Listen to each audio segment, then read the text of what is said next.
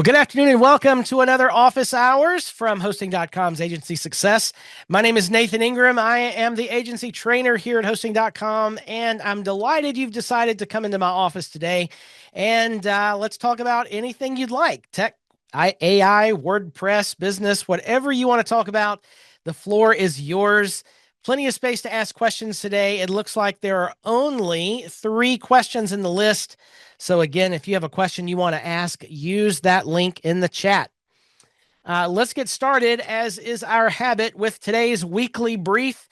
A bunch of stuff going on in the world of WordPress and tech, starting with a whole lot of fallout from what sounded like a great idea at the time, which was Matt Mullenweg's Protect the Shire initiative that came out of some conversations at WordCamp Europe. All about protecting the supply chain as it comes to themes and plugins in the WordPress directory. There have been a number of supply chain attacks, meaning that the original, there's actually malware or exploits in the files coming from WordPress.org. So the idea was we're going to pause that, have a security scan, and so forth. The problem is whenever a developer wants to patch a known vulnerability, there's still the 24-hour hold. And so that gives basically attackers, automated attackers, a 24-hour head start between when the issue is disclosed and when the patch can actually be made effective. So unintended consequence. There's a lot of pushback happening right now with developers around this 24-hour delay. So the plugins team co-rep Francisco Torres said the team is compiling feedback and that changes are likely, but no decisions have been made yet. So that's not fantastic. Miriam Schwab, in fact, who is Elementor's WordPress community team representative, talked very bluntly about the fact that this gap leaves a security gap. And it's visible in the change log for the plugin before those changes are released. It's a tailor-made way to give hackers and folks that would exploit these things a way to do so. So great idea at the time. Here's another little core initiative that's also getting some pushback, and that is the AI team's proposition of a knowledge post type for core. Now, you can see a little bit of that right here, where there would basically be in the settings area. We talked about this, I think, a couple of weeks ago, how they were thinking about adding a page that's a lot like what you find in your AI tool for saved instructions, where you add some stuff about yourself in your AI tool, and your AI tool then gets that as context for all the conversations that you have with that tool. And the idea is, okay, we're connecting AI tools to WordPress, and so why not have a similar set of saved instructions for that site, where you can talk about, what your site is, your goals, your audience, your copy style, images, design, logo, that sort of thing, just so that it knows more about your site, which is a great idea. But of course, as is always the case, well, usually the case, whenever a new feature is proposed for core, people are going to say, no, I don't want that. It should be a plugin. Or if it's a plugin, people say, no, that should be in core. It's always the thing, right? If you've been around WordPress for any length of time, this is always the debate. I think it's probably a good idea overall to go ahead and put this in core, because AI, it's not going anywhere. And so the more we can do to make WordPress AI friendly, personally, I think is a good idea. Also, I thought that the Protect the Shire initiative was a good idea. So, why are you listening to me? Who knows? There may be unintended consequences of this as well, but on the face of it, this seems like a good idea. And so this is not public facing. The question came up in the chat. It's not public facing. This would be settings internal to WordPress, so that your tools that you use to connect to WordPress have some context about this site and maybe its design system and that sort of thing. So it sounds like a good idea to me.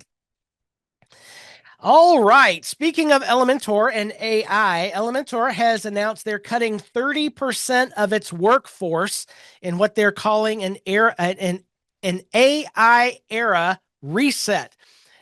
So about 100 employees, most of whom are in Israel, Um, and they're calling it an organizational reset for the AI era. It remains profitable and independent and is shifting to a flatter structure with fewer management layers rather than pursuing outside funding. So that's interesting, okay? Because a lot of companies, and I can only imagine how many venture capital firms have approached Elementor about acquisition. And they've decided, no, we're going to trim our workforce. We're going to do some things internally to stay profitable and not bring in outside funding. So that's kind of interesting. It's a move that a lot of companies in the WordPress space have not made. They've chosen to go the other direction. So Elementor does power more than 25 million sites, and it's a big deal. So we shall see how this workforce change impacts Elementor. I was sharing with my AI mastermind earlier this morning a fun story that's kind of on the other side of this, which is that the Ford Motor Company, which is a huge auto manufacturer, global auto manufacturer, had released about 300 quality control engineers because of AI. And they've now hired all of them back because AI is not producing the same kind of quality control that human engineers were able to do. So, who knows where this stuff's going to land. But that hasn't stopped Wix, because Wix has also laid off 20% of its workforce. The CEO points to AI and currency pressure. So they're laying off about 1,000 people. 1,000 people. I did not know Wix had that many employees. That's pretty crazy. So they are citing, because what's creating this layoff is the fast evolution of AI capabilities. So interesting, right? So let's turn the page and talk a little bit about a state of WordPress agencies around all this AI stuff. This is an interesting survey. It's a smaller footprint than you might expect. So just 210 agencies surveyed by Cloud Linux. 78% are solo operators. So that's a number that we continue to see. About 3/4 of agencies are solopreneurs, small teams, so solo, or what I would call micro agencies. And if that's you, join the club. You're about 3/4 of the agencies that are out there. They build 70% are also now building on non-WordPress platforms. That number has jumped way up from previous surveys like that we've seen in the past. 90% of agencies running more than 100 sites operate at least some of them on self-managed VPS or dedicated servers. 37% call performance work significant, heavy, or overwhelming, and driven mainly by plugin bloat. So if you're struggling with performance, join the club. 2 in 5 agencies already running agentic AI tools like Cursor, Claude Code, or Windsurf. 83% choose hosting outright themselves, or they stay closely involved in the decision. So if you're bringing your own hosting solution to clients, that's what most folks are doing. And I think that's a good decision. Plugin and theme updates are among the top security challenges, and 9 in 10 agencies are already using AI for content writing, code, and SEO. Only 16% use it for monitoring or maintenance, and I want to talk about that just to give a quick plug to the live stream we'll be doing on Tuesday, which is the Rocket.net MCP, and how you can do management tasks from right within your AI tool. And it's pretty amazing when you get all these things connected. So Rocket.net has a built-in MCP, and we'll be talking about setting that up and the cool things you can do with that on Tuesday. So if you have not yet registered for this live stream, I would invite you to do so at upcoming.myagencysuccess.com. So not a lot of folks doing that yet. We've been doing the management tasks with AI in my agency now for probably 6 months, and doing some pretty amazing things. I'm pretty happy with the process we have for this. So the WP.MD website has done an interesting survey of WordPress themes and how they compare to what's actually in the WordPress library. So according to the WordPress.org popular list, the number one theme is 2025. And that's probably because every single WordPress site is going to have that. followed by Hello Elementor, Astra, and moving on down the list. Now, here's the real world list of WordPress themes as reported by Built With, which is a third-party tool that kind of looks at what websites are built with. So Hello Elementor by far is the largest theme footprint in the WordPress ecosystem. Almost 4 million websites use the Hello Elementor theme, followed by Astra at 3.3, Divi at 2.3. Another 2 million sites are using various elegant themes, followed by Flotsam, GeneratePress, Avada, OceanWP, Cadence, and Bloxy. So that's pretty interesting. Bloxy is rising the ranks. It's getting more and more use, while some other ones are falling. Similar study has been done on page builders by our friends over at Gravity Kit. Elementor, no surprise, is still at the highest share of WordPress sites. Nearly a third of WordPress sites are using Elementor. That is pretty crazy. What I did find interesting here is that the WordPress site editor, this is full site editing with the site editor, is the second highest growing theme. It's not really it's not really a page builder so much, but it's the block theme version of page building, basically, where it's the customizer is replaced and so forth. It's growing 40% year over year growth. Now, it's still tiny, but pretty amazing. WordPress block editor, 20%. WP Bakery, still hanging in there like a hair in a biscuit. 9% roughly. Divi at 5.7, and moving on down the list, Beaver Builder just over 1%, and some of the other ones here in the top 10. So look, the top 10 go from 32% down to less than 0.25%. So it's a very top weighted list of page builders. So not a whole lot of there's not a lot of competitors in this space, but the ones that are big are big. Moving right along to our next story, which is 35 news publishers have joined a lawsuit suing OpenAI and Microsoft over article scraping. So these publishing companies representing nearly 400 media outlets across 33 U.S. states have filed suit against OpenAI and Microsoft in the Southern District of New York.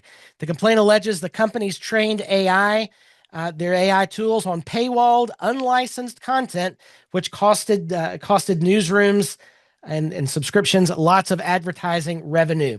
So OpenAI says its training is grounded in fair use according to publicly available data, and there have been similar lawsuits like this that didn't get very far. We'll see what actually happens to this one. All right, so this is interesting. If you're a Google Gemini person and you're paying big bucks for it, the users on the ultra level of Google AI now have a desktop app. So we talked about this was coming in our content audit live stream earlier this month. Google Gemini Spark is officially available now as a desktop Mac app. But you have to be on the $99 a month tier of Gemini to get it. So they're rolling this out slowly, and it's only to U.S. subscribers ages 18 and older. There's a lot of filtering around who's going to actually get this, but that's pretty typical when a company rolls out a new tool like this.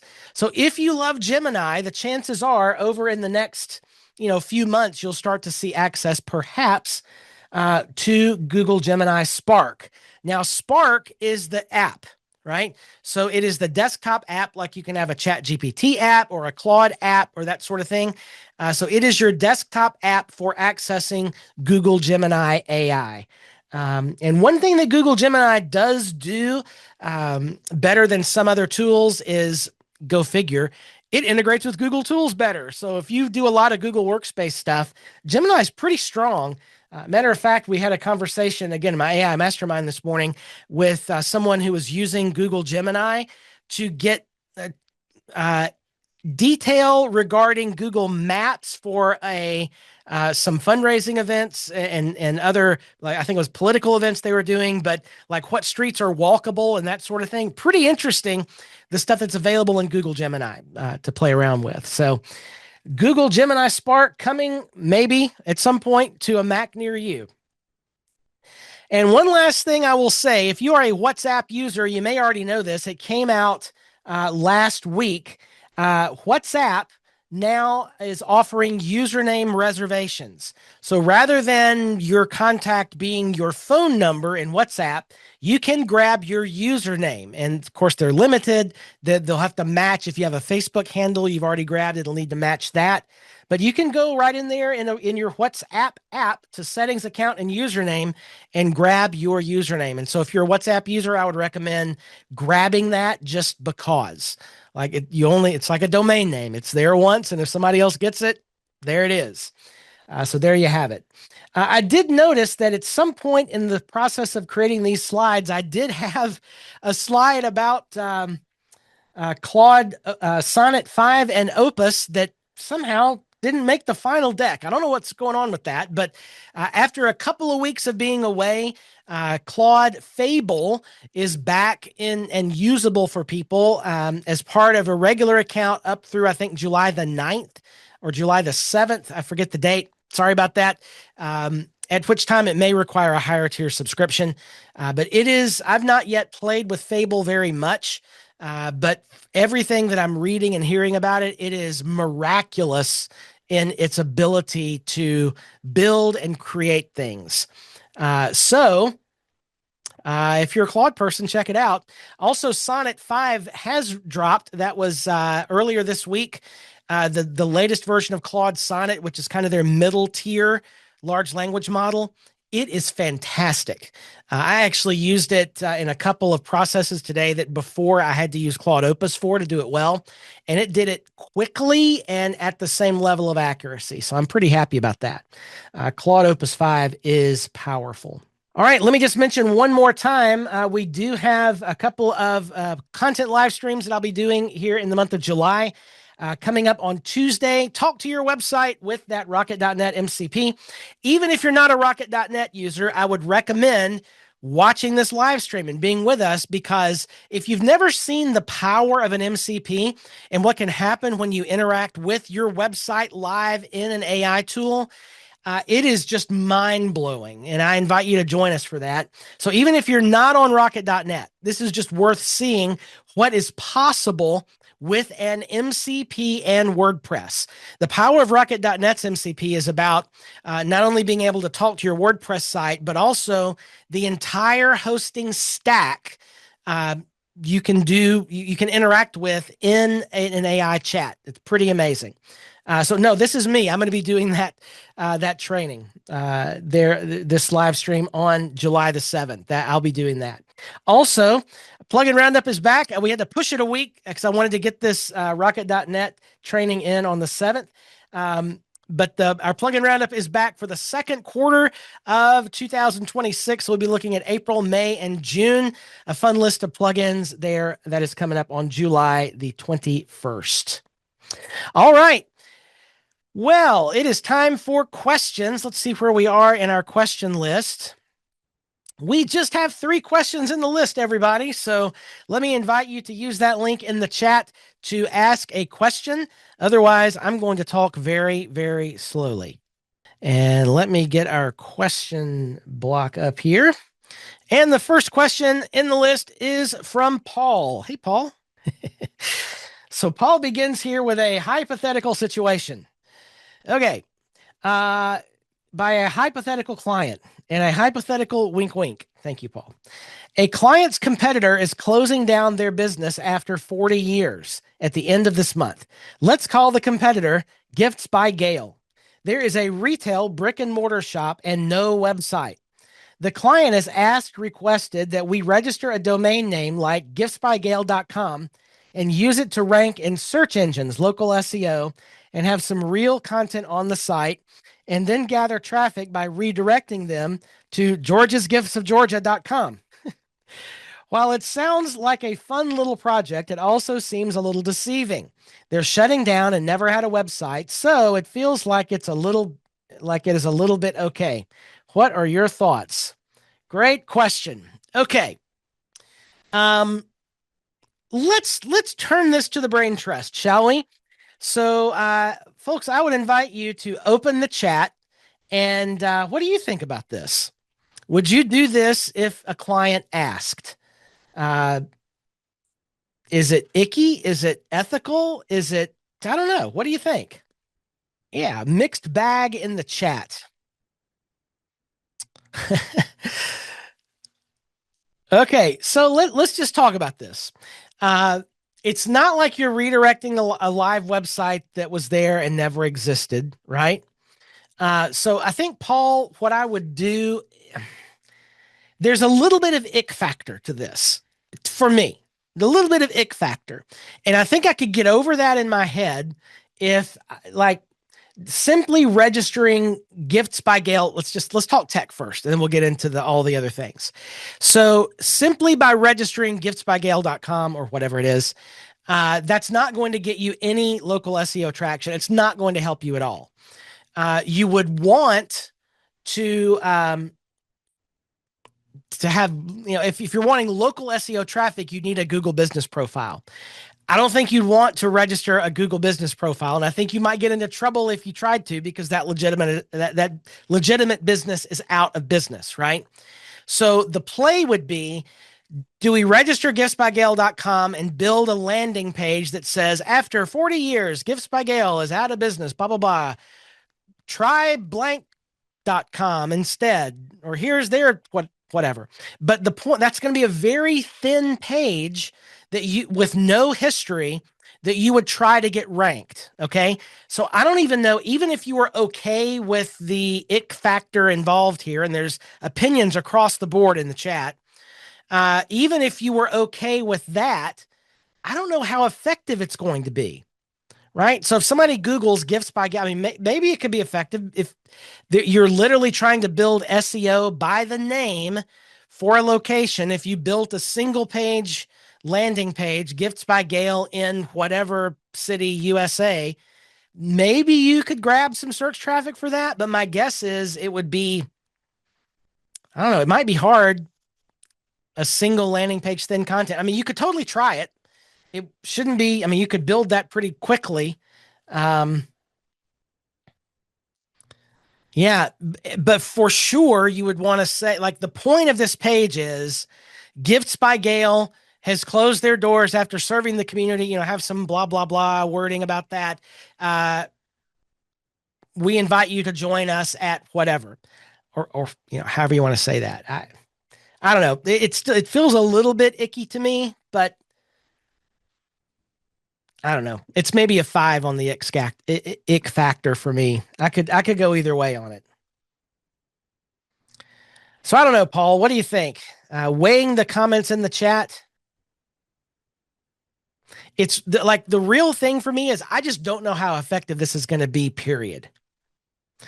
Now that's an interesting thought. Is there any actual value in that business that your client might want to acquire? I don't know. So Paul says that we talked about that. There's nothing in the business he wants. Yeah, I don't know. I mean, I think if the client really wanted to do it, I might do it, but I don't know. Again, it's a lot more about, is it even worth doing, than the other part. Yeah. There will be no SEO value to buying giftsbygail.com and forwarding that over to the other.com. There's no value unless somebody literally typed in giftsbygail.com. There's not going to be any SEO value to that. It will take content to rank, and gosh, the more content you build on that site, I think it for me personally, it leans further up the scale of ick factor. Like, why am I building all this content? I don't know. I still just don't know if it's going to be effective to begin with. Okay. Well, that's a fun debate. Yes, Paul and his AI friends will build that. All right, next up in the list is Sue. And again, let me invite you to ask your icky question at the link that's in the chat. We'll vote on the ick factor of anybody's question here. I don't know. Yeah. So two questions in the list, and we're coming to the first one here. So Sue is next. Cloudflare. Announced updates to Content Independence Day that keeps bots from scraping sites, perhaps by default. Are you making any changes to your settings, or do you keep bot controls off routinely? It takes effect on September 15th. So yes, I think it's a terrible idea to block AI bots from your site. I've talked about this in the past.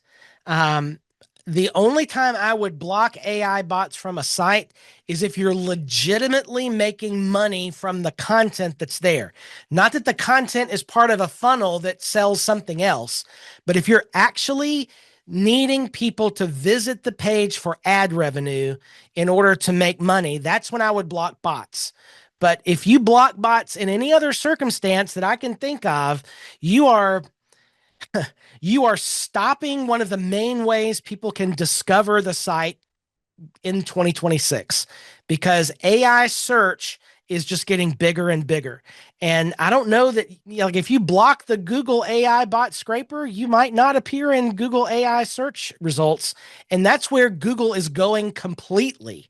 Like, that's where they're getting away from the big blue links page, the search results page, and it's going to be AI first. Like, everything's going to be AI from Google. So yeah. Sue says, I agree with you. I'm not asking if Cloudflare is turning this on by default, or, oh, if they're turning it on by default or not overriding your do not block settings. I don't know. I didn't read this article yet.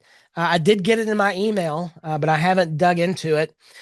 Based on Cloudflare, I can't imagine that they would change settings on existing sites.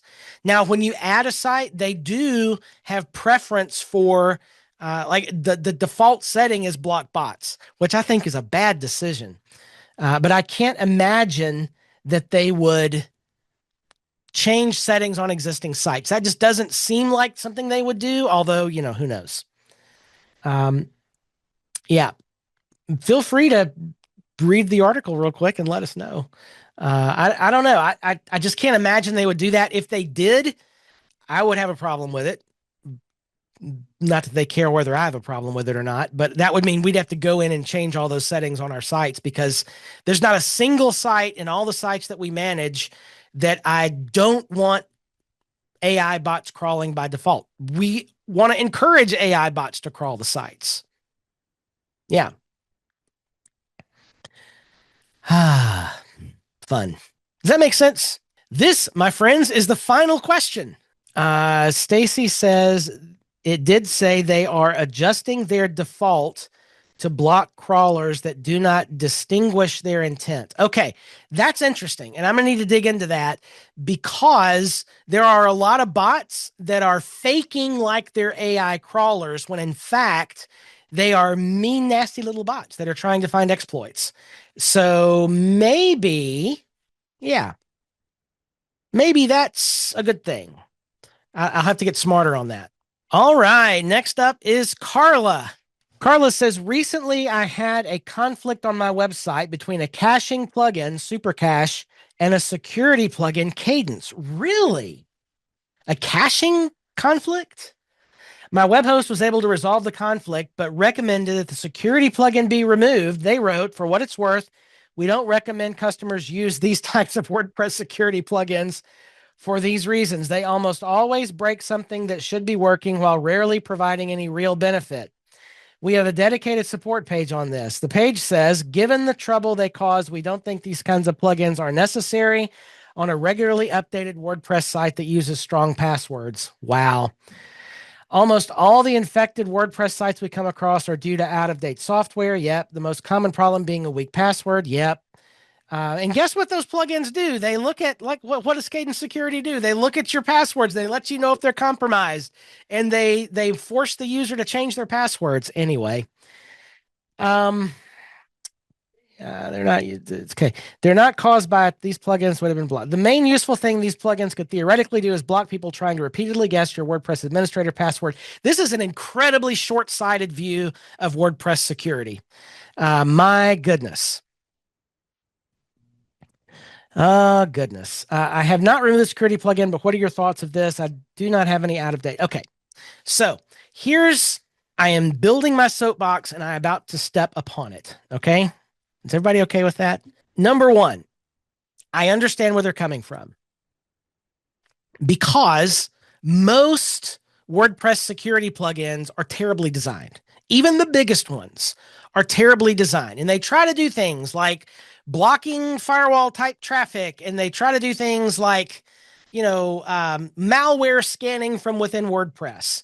And if you've been around, you've heard me say that's terrible, terrible idea for a WordPress plugin for two main reasons. First, it's going to use far more system resources than should be required to do those tasks because it's doing it at the wrong layer and it just takes more processing power from the server.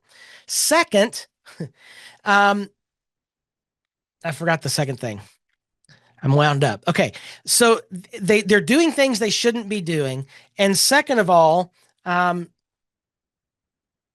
should be done at a different level, right? So malware scanning should be done at the server level, at the file level, with a server run malware scan.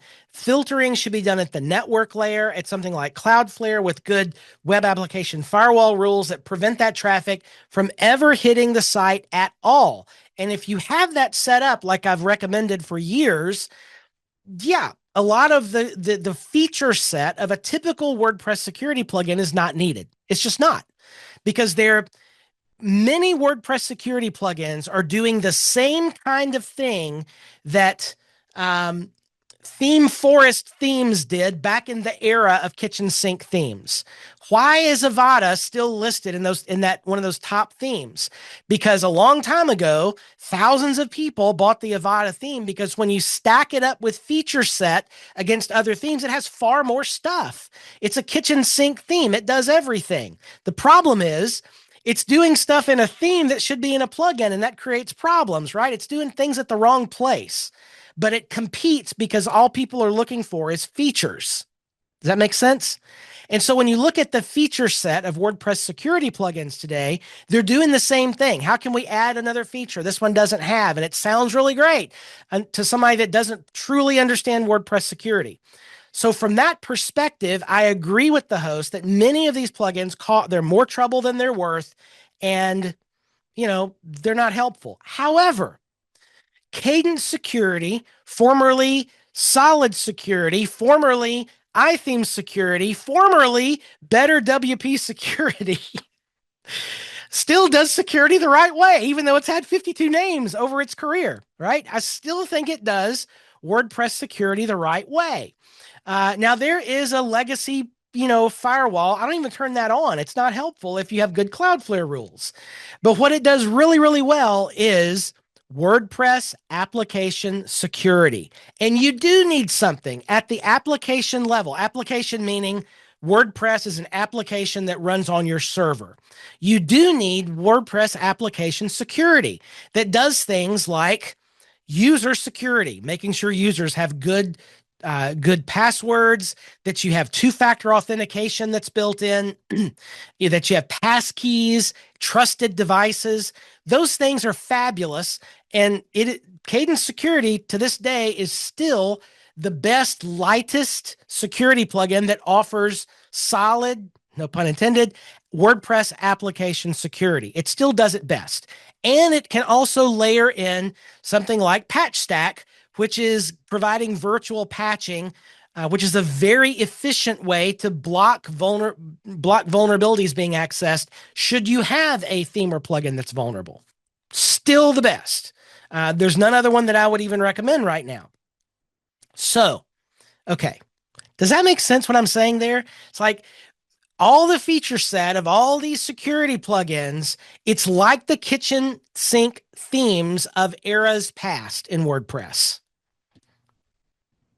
And yes, that's why probably this host has this very strong stance about security plugins. So unless the host is providing those application layer security features like 2FA and passwords and vulnerable password protection and things like that, something needs to do that. And by saying we don't want security plugins on our hosting, they're leaving a massive hole open unless they're covering that somehow themselves, which most hosts won't do because that's not their layer, right? They're providing the hosting layer, not the application layer.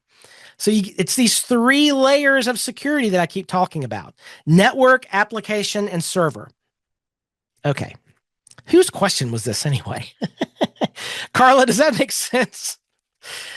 Oh my. Yeah, don't remove the plugin. No. And if you're the pushback I would have to the server people is you're generally right about this because there's a lot of crappy WordPress security plugins out there. However, do you have something in your hosting environment that's going to handle these specific features? And if not, I'm not going to leave my site open to that. Moving right along. And we have questions in the list. Thank you all very much. Okay. Jamie is next. Okay. Hey, Jamie. Question if we have time. Oh, we've got time. This month, months ago, we weighed in on LLMs.txt files for AI. And is it useful? Nathan said it can't hurt. Anyone seeing more traction from this? Okay. So Google says it doesn't matter. Nobody else has really talked about it. It doesn't matter probably for Google, but they're getting their stuff from elsewhere. I say it can't hurt, and that's still my take. Now, what I would suggest you do is go to isitagentready.com. This is ironically a Cloudflare tool, and what it will do is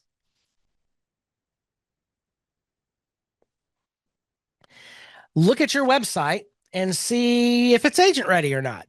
And likely no website like you and I would build is going to ever get super high. But what we want is this, like, okay, is it discoverable? And what are the content like? We're not ever going to offer probably an API on a brochure website for some AI tool to look at and this sort of stuff. But okay, it's a basic web presence. That's what we want. Does it have robots.txt and a sitemap and link headers? And does it have DNS for AI discovery? Now, the neat thing about this is, like right here, it will give you a prompt to give to your AI tool to fix the problem. That's pretty cool. And this is a free tool from Cloudflare. And you just kind of run through here and see, you know, what are the things you can look at from a third-party external source. So I think it's pretty neat. We're starting to do this for a few clients because more and more of our clients are finding that people are finding them on ChatGPT or Perplexity. And I think that's pretty neat. So how do we do better? And that's a great question, Jeffrey. Thank you for that. You can say, oh, it's just a content site. Boom. And let's look at our score. Maybe we have to scan again based on that. Yeah. I don't think that's been there, or I've just looked right past it because I haven't noticed that before. Oh, look, now we just massively improved our thing. So we need markdown negotiation. So we could fix this by installing Markdown Alternate plugin from Yoast and his folks, which is available on GitHub. That would fix this issue. I don't know what that's all about. Oh, let's skip that. Content signals in robots.txt. That's interesting. So yeah, I bet if we fix that, I bet we'd be 100. That's kind of cool. So anyway, that's a neat little tool for you, and run a couple of sites through it. So Jeffrey says that setting's been there for a couple of months. So I've just missed it. Totally missed it. That's great. I've just been ignoring the stuff that's not relevant. Yeah, Jeffrey says I just hit copy prompt and then ask Claude what to do. Exactly. It's great. It'll tell you exactly what to do. So it's still a good idea. This is the plugin. If you Google Markdown Alternate, you'll see Yoast's blog post about it, but that's just going to link to right here in this GitHub. Matter of fact, let's just do this. We got some time. So here's the Markdown Alternate GitHub page. You can just download this as a zip right there. And that's just a WordPress plugin. So let's do this. Let us upload this plugin. Now, I would recommend just downloading any WordPress plugin from GitHub, unless you know the author and the provenance of the plugin and so forth. This one we trust because we know who wrote it. So let's upload this plugin, and that's going to solve our markdown negotiation right away.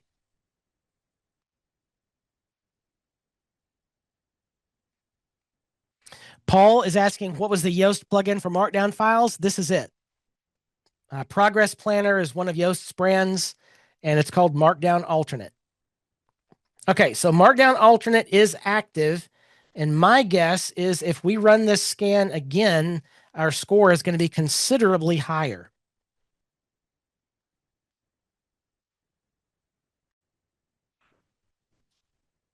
Yeah, look at that. So now we just need to solve this issue.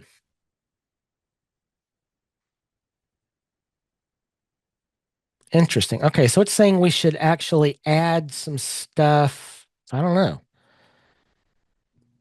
It wants some stuff in the robots.txt. That's interesting. So probably what I would do. Oh, we did this on another site. We solved this by adding a line in one of our MU plugins that just added this stuff that it wants in the robots.txt. Yeah. Then we'd be at 100. But there you go. All right. Doug says, should we be getting our MSAs updated for AI issues and getting all our clients to sign this year? Great question. I'm actually working on a revision of my MSA right now that will brush up on this.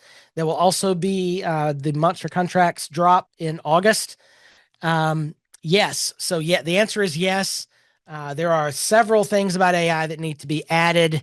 If you don't have anything in your master services agreement about AI, you really need to. Starting first with an acknowledgement, if you use AI tools, an acknowledgement that you use AI tools. And that's just part of the deal. It's part of your stack. So another piece that's added to be addressed anyway this year is, what do we do about clients connecting their AI tools to WordPress if they choose to do so? And so forth. So there's a lot of, what about AI images? That's another big question mark on, if we use AI images, how do we know copyright? There's a lot of debate about that. And I'm not exactly sure how to solve that issue just yet. Jamie, that's an excellent idea for a live stream. I am going to copy that down because how many of you would like to see, let's take a site from 0 to agent ready in a live stream? There's a few, there's 1 or 2 or 18, 30 different yeses in the chat. Okay, so we'll do that. We're planned out into August, but I'll see if we can drop that in at the end of August. I know that's a long time from now.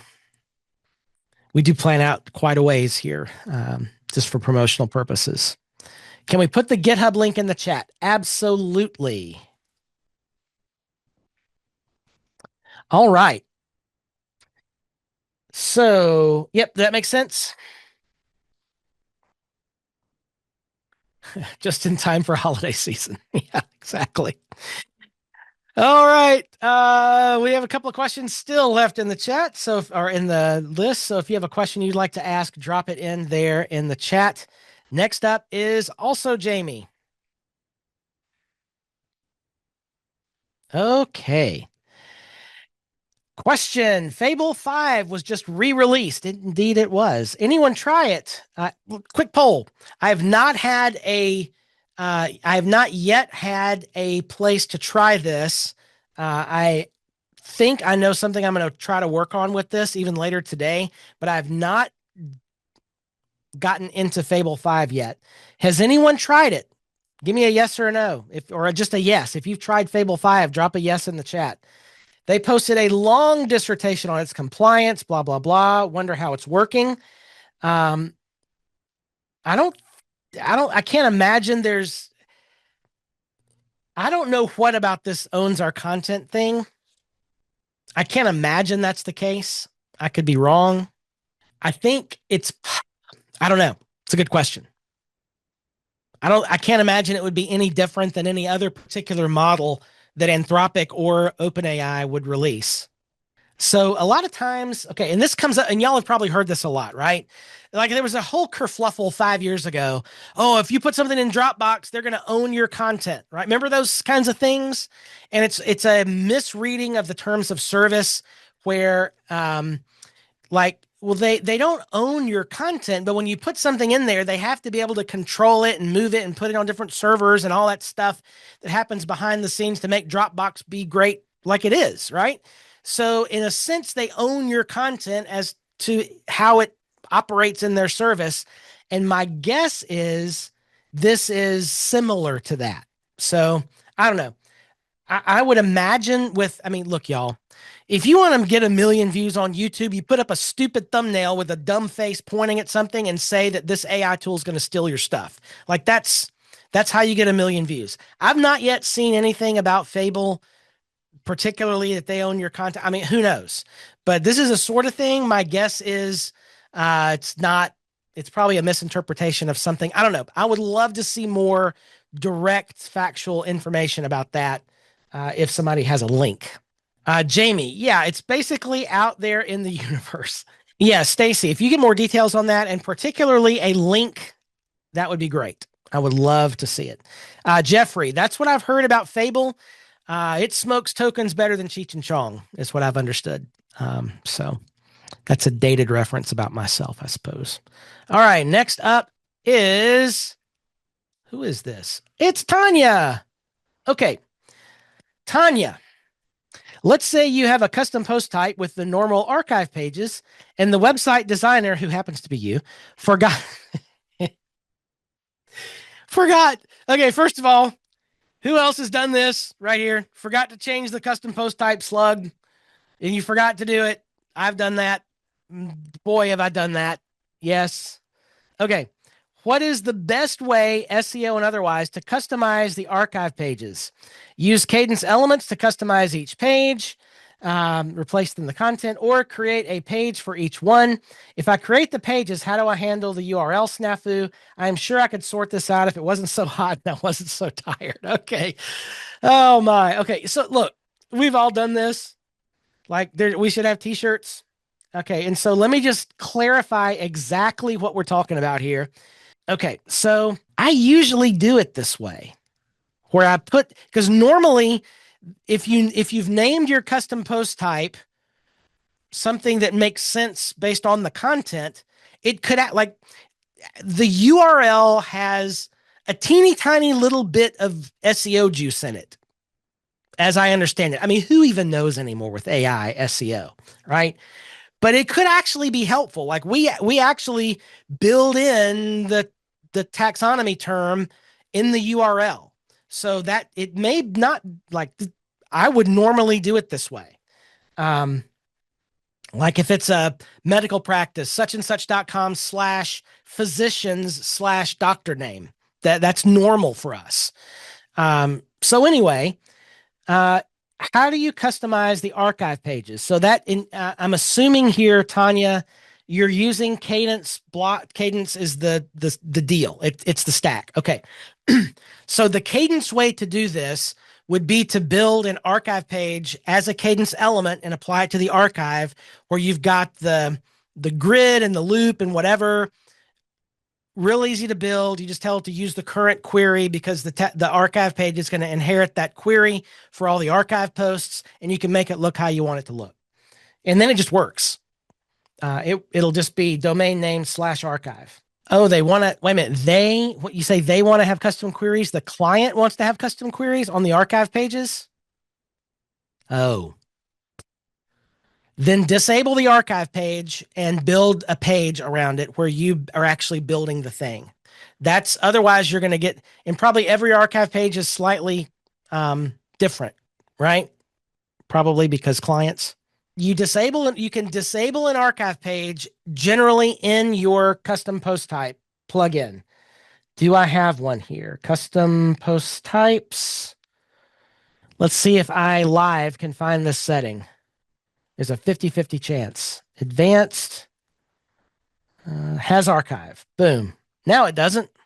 So most custom post type plugins are going to have something like this, because that's like, if you were to build a custom post type in code, this is one of the arguments in the code, has archive false. So most good custom post type plugins are going to have a toggle or something.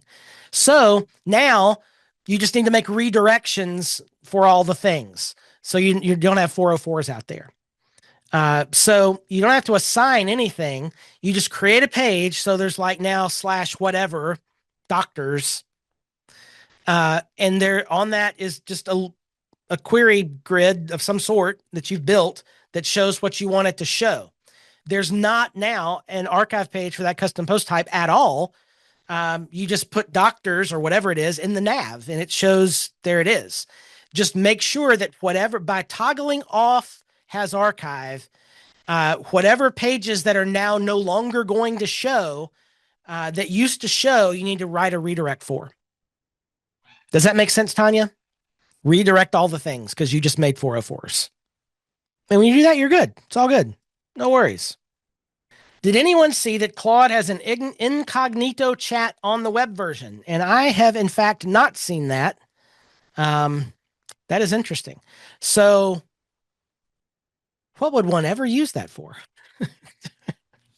Last question is once again from Tanya. Tanya says, I was doing quite a bit of work as a vendor for a state VR program. What is VR? Not virtual reality. What is VR?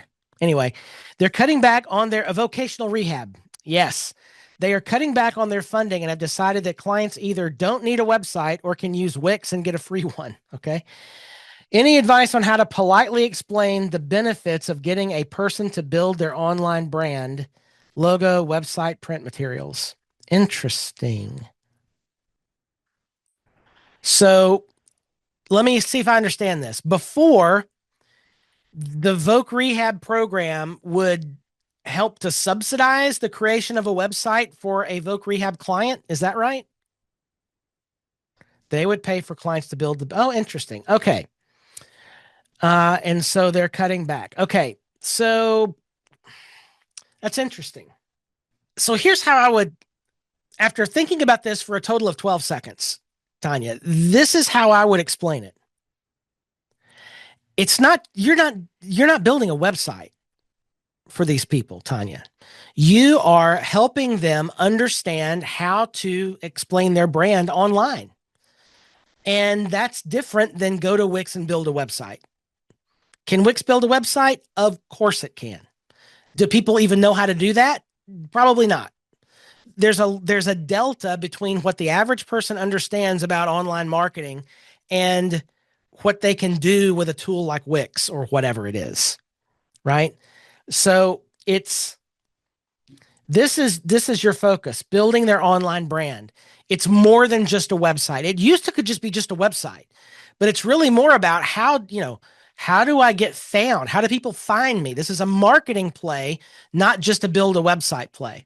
This is a perfect example of something I've been saying for years, which is stop selling websites. Stop selling websites. Websites are one possible tool in the toolbox of what you sell, which is how do I help my customers grow their businesses online? Websites are a way to do that, but they are just one piece of the puzzle. And so if you're just selling websites, good grief, that ship has sailed. And my encouragement to you would be to figure out what it is you're actually doing, because you're probably not just selling websites after all. There's probably a lot more to what you bring to the table than just building a website. So the other thing you're dealing with here, Tanya, is a government bureaucracy, which is dealing with a funding cut. And it's probably the easiest thing to explain that, you can just use these free tools that are out there. Therefore, funding is cut. That's going to probably be an uphill battle if I had to guess. But the way that I would explain it is, look, these folks need help getting to a point where they can build a business to sustain themselves, right? That requires somebody that knows what the heck they're doing and not just it'd be like this. You should go start a landscaping business. Here's a lawnmower. Have fun. Well, there's a lot between I've got a lawnmower and I know how to build and market a business to people. There's a huge bunch of stuff that goes along with that, right? It's not the same thing. All righty. So yeah, Tanya, maybe what you do is you refine your services offering to be clear about, maybe you help them build a Google business profile and you provide training around that. And, how, an online marketing system for a local business rather than I just build websites for these people. Okay, folks, that brings us to the end of this list. If you are in the United States, I hope you have a wonderful holiday weekend. Otherwise, hope you all other people also enjoy your weekend. It's, whatever. We just had a little longer weekend if we were in the States this weekend with Independence Day. We will be back on Tuesday for that very fun and exciting live stream that I'm looking forward to about talking to your website using the Rocket.net MCP. And again, even if you do not use Rocket.net, in particularly whether you're using MCPs now in your business or not, I would encourage you to attend, because the things you can do with MCPs are remarkable. And even if you may not end up doing exactly what I'm showing how to do on that live stream with Rocket.net's MCP, the chances are extremely high that you'll come away with an idea of, oh, I'm not using that specifically, but I could do that similar thing using this tool or platform that I do use. So yeah, join us Tuesday. Until then, have a great weekend, and I will see you back here then on Hosting.com's Agency Success, where we go further together.